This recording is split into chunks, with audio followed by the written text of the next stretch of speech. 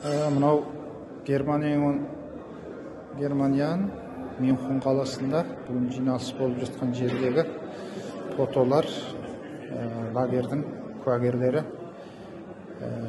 әлемдік ақпараттарға шыққан, куәлік берген. Міне Қалбинұр Сыдық, Өмірбек Бегәлі,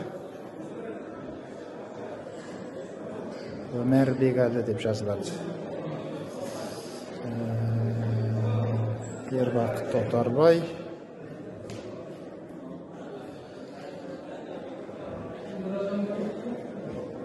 Гүлзира Әуелқан,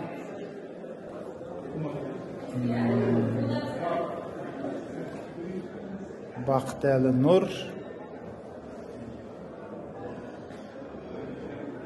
Гүлбахар Хатуажи, қазақстандық Гүлбахар Желелуа. Осы кісілердің шексіз еңбегі, кезінде жүректілікпенен ашық сұхбаттарға шығып, Қытайдың жаза лагерлерін әшкерелеген Сайрагүл Сауытбай,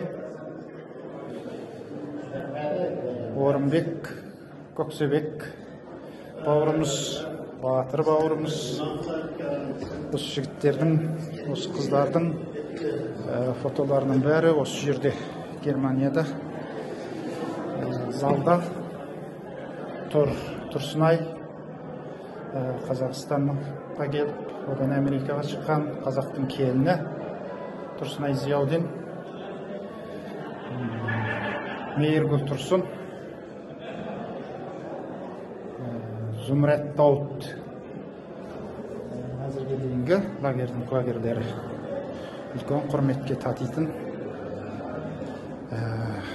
Шығыс Түркістанда көріп жатқан азапты әлемге әшкерелеген кісілер.